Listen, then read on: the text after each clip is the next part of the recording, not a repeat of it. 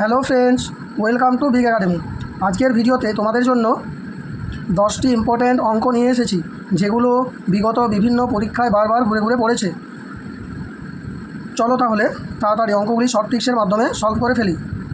যারা বিভিন্ন চাকরির পরীক্ষায় প্রিপারেশন নিচ্ছ, তারা ভিডিওটি সম্পূর্ণ শেষ পর্যন্ত দেখো, অবশ্যই তোমরা হেল্পফুল হবে। এবং এর আগেও কিছু অঙ্কের ক্লাস দেওয়া আছে, সেই ক্লাসগুলি দেখে নিও। চলো আর বেশি কথা না বাড়িয়ে তাড়াতাড়ি অঙ্কে ঢুকি। প্রথমের অঙ্ক, যদি এ অনুপাত বি সমান 3:4 এবং বি অনুপাত সি সমান 6:5 হয়, তাহলে এ ইজ টু সি মানে এ অনুপাত সি সমান কত? তাহলে চলো এটি শর্ট ট্রিক্সের মাধ্যমে কীভাবে করবো। না কী বলেছে, এ অনুপাত বি সমান কত আছে? 3:4। আবার বি অনুপাত সি সমান আছে 6:5। তাহলে এটি আমরা কী করবো, এ বি সি অনুপাত বার করার জন্য এ অনুপাত বি অনুপাত সি বার করার জন্য আমরা কী করবো, 10 গুণ করবো। এই 3কে 6 দিয়ে গুণ করবো, আবার 6কে 4 দিয়ে গুণ করবো, আবার 4কে 5 দিয়ে গুণ করবো। দেখো এই চিহ্নটি কিন্তু 10-এর মতো হয়েছে, সুতরাং এটিকে বলা হয় 10 গুণ। তাহলে দেখো এটি গুণ করলে কত হয়? 6×3 = 18 অনুপাত 6×4 = 24 অনুপাত 4×5 = 20। তাহলে আমাদের কি জানতে চেয়েছে না, এ অনুপাত সি। তাহলে এ কত আছে? এ অনুপাত সি এ কত আছে? এ আছে 18 আর সি আছে 20।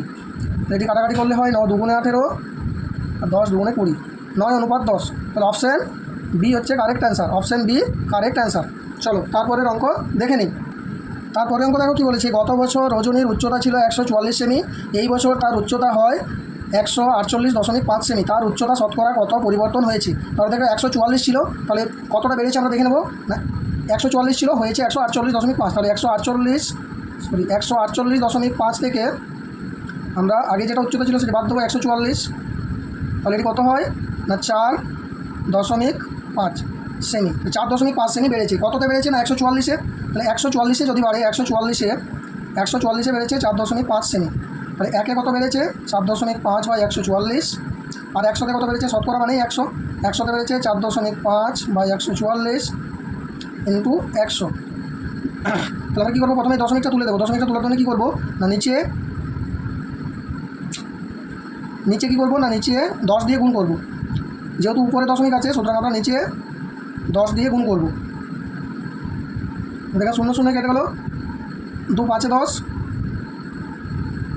2 7 14, 2 2 গুণে 4। এবার কত দিয়ে যাবে? 9 দিয়ে যাবে। 9 5 45, 9 8 72, 5 5 25/8 মানে হচ্ছে 8 3 24, 24।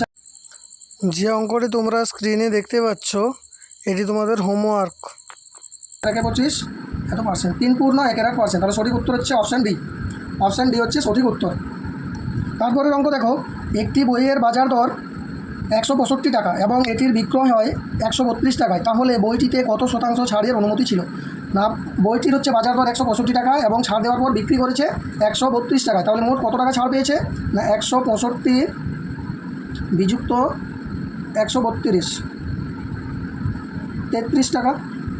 33 টাকা ছাড় পেয়েছে। তাহলে কততে 33 টাকা ছাড় পেয়েছে? না 165-তে 33 টাকা ছাড় পেয়েছে। তাহলে আমাদের কী বলেছে যে শতকরা বের করতে হবে। তাহলে শতকরা মানে 100, 100 টাকায় কত টাকা ছাড়? তাহলে আমরা কী করবো না কত টাকায় ছাড় পেয়েছে সেটা হবে নিচে 33/165 ইন্টু 100। 5 দিয়ে কাটবো, 5 20 100, 5 3 15, 5 3 15। তাহলে 33 কেটে গেল, এটা উত্তর হচ্ছে 20% ছাড় পেয়েছে।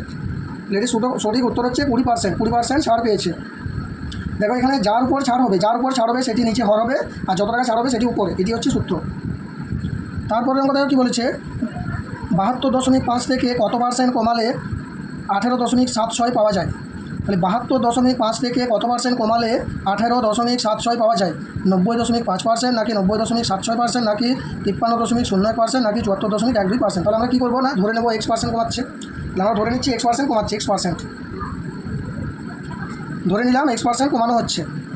তাহলে দেখো না কমানোর পর কত হচ্ছে? তাহলে আমাদের শর্তে কী হবে? শর্তে হচ্ছে আমাদের কত ছিল, মূল কত ছিল? 72.5 থেকে কমাচ্ছে। কতবার কমাচ্ছে? 72.5 ইন্টু x/100। এটা কমাচ্ছে x/100 ইজিক্যাল টু কত পাচ্ছি আমরা? 18.76। 18.76 আমরা পাচ্ছি। তাহলে দেখো এটি ক্যালকুলেট করলে কত হয় না, প্রথমত কী করবো, এটি কাটাকাটি করবো। 7.2.5 বিয়োগ, কাটাকাটি করলে কি হয় না, 2 ঘর দশমিকটা 100 দিয়ে যদি 72.5কে 100 দিয়ে যদি ভাগ করি তাহলে 2 ঘর দশমিকটা বাঁ দিকে সরে যায়, তাহলে 0.725x সমান 18.76। তাহলে এটি এদিকে কি আছে, এদিকে আছে বিয়োগ, আমি এটিকে এদিকে নিয়ে আসছি, এটিকে এদিকে নিয়ে যাচ্ছি আগে, তাহলে কী হবে একবারে করে দিচ্ছি না, x.725x ইজিক্যাল টু কত হচ্ছে না 7.2.5 বিয়োগ 18.76। তাহলে x ইজিক্যাল টু কত হচ্ছে না 6 আর 4 10 বিয়োগ করলে কত হচ্ছে 6 4 10 7 7 আর 8 8 আর কত 15 7 15 3 5। তাহলে বিয়োগফল হচ্ছে 53.74, আর নিচে এটা যেহেতু গুণ আছে এখানে দিয়ে এলে ভাগ হবে। তাহলে এখানে 3 ঘর পর দশমিক, এখানে 2 ঘর পর, তাহলে আমরা যদি দশমিকটা তুলতে যাই তাহলে কী করতে হবে না 5 3 7 4, যেহেতু নিচে 3 ঘর পর দশমিক আছে সুতরাং এখানে 3টি শূন্য দিয়ে গুণ করব, আবার উপরে 2 ঘর পর দশমিক ছিল তার জন্য নিচে 1-এর বিটে 2টা শূন্য দিয়ে গুণ করব, 2 শূন্য 2 শূন্য কেটে গেল। তাহলে কত হচ্ছে 5 3 7 4 0/725, এটি ভাগ করলে কত হবে 7 4 1 2 4। তাহলে আমাদের কোনটি অপশন হবে না 74.124, এখানে আমাদের অপশান ডিতে আছে 74.12, কারণ 4 আছে, 4টা 3 ঘর পর্যন্ত নেয়নি, 2 ঘর পর্যন্ত নিয়েছে, তাহলে আমাদের সঠিক উত্তর হচ্ছে 74.12। তারপরের অঙ্ক, 1 ঘন্টার 1 মিনিট 48 সেকেন্ড সমান কত পার্সেন্ট, 1 ঘন্টার 1 মিনিট 48 সেকেন্ড সমান কত পার্সেন্ট, এটা জিজ্ঞাসা চিহ্ন, কত পার্সেন্ট। তাহলে কী হবে না আমাদের 1 ঘন্টা সমান কত সেকেন্ড, 1 ঘন্টা সমান 3600 সেকেন্ড, আবার 1 মিনিট 48 সেকেন্ড সমান কত সেকেন্ড না 60, 1 মিনিট সমান 60 সেকেন্ড, 60 আর 40 বললে 108 সেকেন্ড। তাহলে আমাদের মনে রাখতে হবে যার বলবে, যার সাথে র যোগ থাকবে সেটি নিচে হবে এবং যত পার্সেন্ট বলবে সেটি উপরে হবে। তাহলে কত হবে না, যেহেতু 1 ঘন্টার সাথে র যোগ আছে সুতরাং এটি হবে 3600টি নিচে হবে আর 108টি উপরে, কত পার্সেন্ট যেহেতু বলেছে তাহলে আমাদের 100 দিয়ে গুণ হবে। 0 0 0 0 কেটে গেল, 36 3 108। তাহলে আমাদের সঠিক উত্তর হচ্ছে 3%, অপশান বি। অপশান বি হচ্ছে সঠিক উত্তর। তারপরের অঙ্ক দেখো, 1/4 এবং 1/64 এর মধ্য সমানুপাতিক কত। তাহলে এখানে আমাদের একটি সূত্র আছে, সূত্রটি কি না মধ্য সমানুপাতিক